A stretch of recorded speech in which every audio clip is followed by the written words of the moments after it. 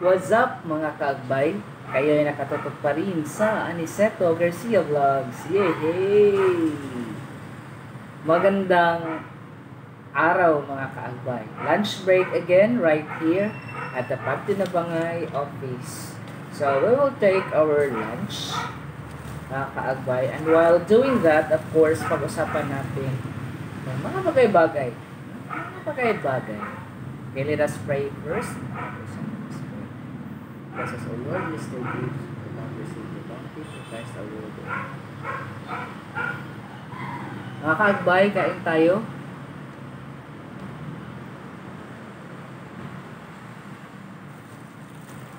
Ulam natin is dinuguan.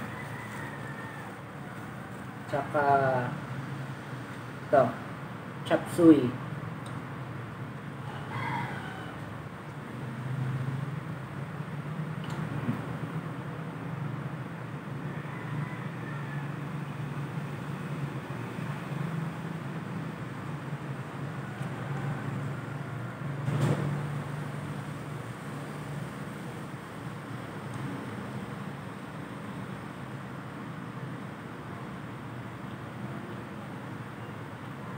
Kumusta kayo guys?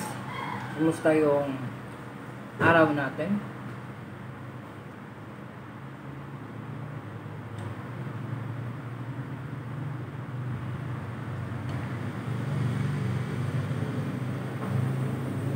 So, not so healthy. Healthy.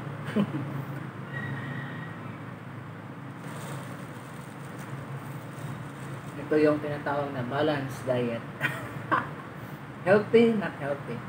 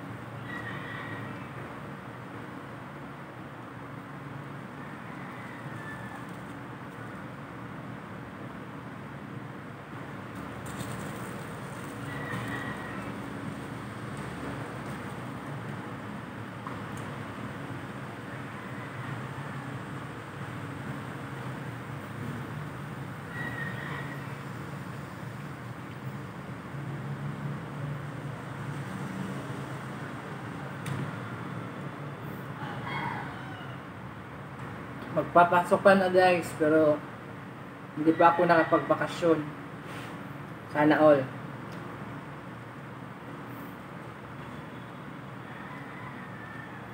Back to ano na naman ako. Back to school year. Back to school. Back to... Ayan. Well, this is our job. This is a profession, right? So, no matter what it takes, we have to continue.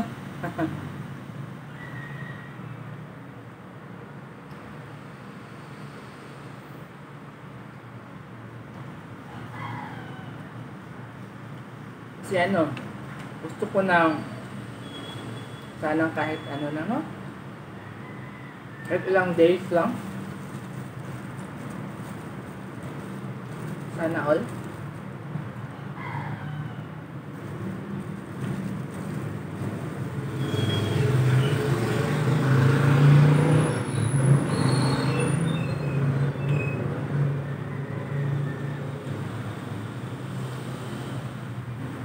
Yung mga kasamahan ko pala, nagpapaklas na ng mga classroom structuring, yung mga decorations.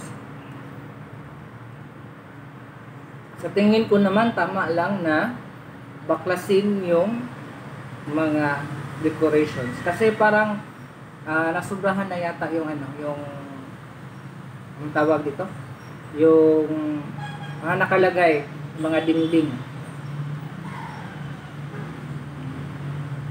Parang sa tingin ko maguguluhan na yung utak ng bata kung titingin siya dun sa mga dingding. Kasi sobrang dami nga eh. No? Iba-iba. Ang dami ito nalalagay ng ng DepEd. Buti na lang ngayon, at least andyan na siya. Konti na lang.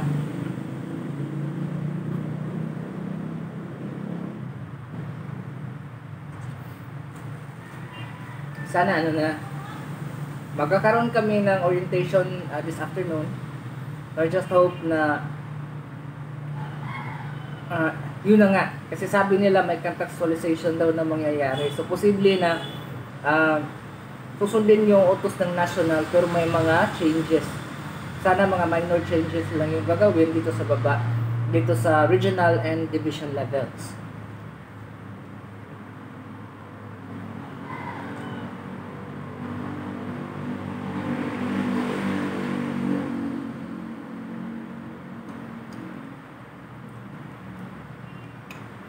Totoo, may mga nalulungkot na mga teachers, especially those, yung mga gumagastos ng malaki just to make their classrooms presentable and nice, right? So, wala silang walang magagawa. This is a directive of the national, DepEd national, and we have no other choice but to follow. Ganun naman tayo eh. Good followers tayo. Right? So, kung ano man yung iniutos ng nasa taas, of course, we have to follow. Kasi ganun talaga.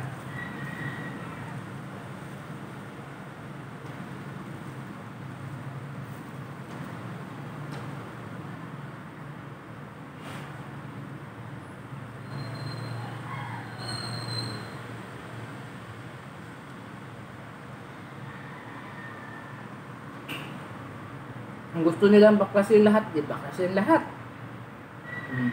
Di ba?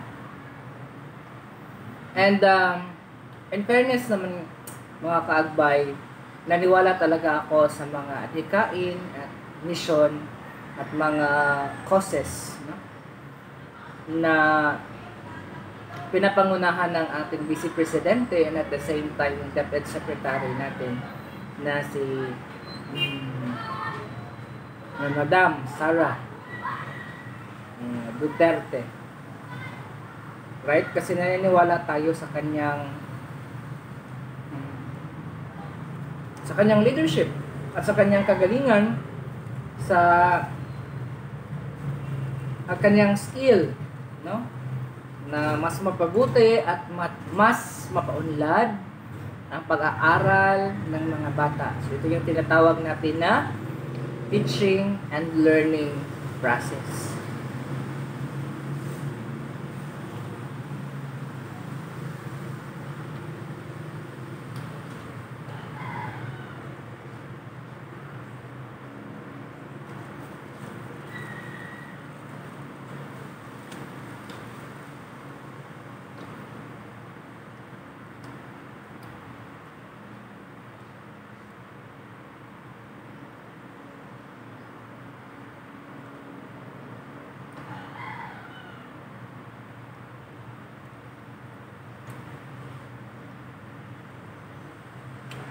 Kung ito ay para sa kabubuti ng lahat, lalo na ng mga estudyante, why not, di ba? We have to embrace change. Right? Dahil, because the only thing permanent in this world is change. Right? Nagpabago-bago yung takbo ng panahon, nagbabago-bago yung kahit klima nga, right? Kahit nga pag-uugali ng tao nagbabago. Right? Ano pa? Kahit nga mukha ng tao nagbabago. Right? As we grow older, as we experience, no? As we face different experiences and challenges in life, we will learn from our experiences. And we will embrace those changes because those changes might bring good things to us. It may not, it might not, but who cares, right?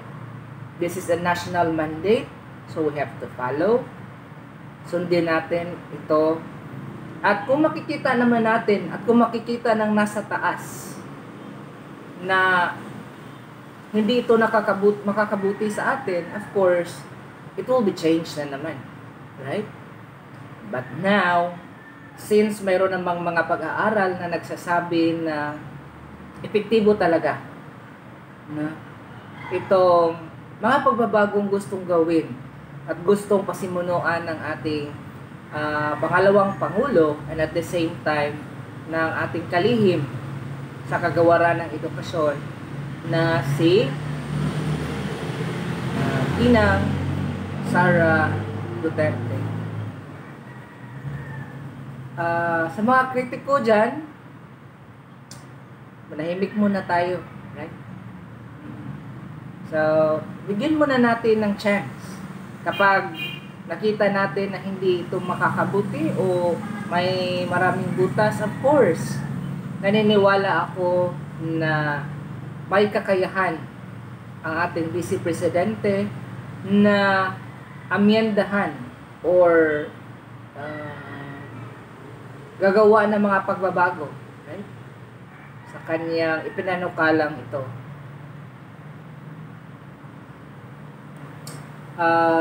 Yes, minsan masakit isipin na tatanggalin mo yung mga naipundar mo, yung mga inilagay mo sa iyong classroom. Ngunit, as I've said a while ago, wala po tayong magagawa except to follow. Anyways, wag mo munang itapon yung mga binabaklas nyo sa inyong mga classrooms. Right? We are followers. We are the followers of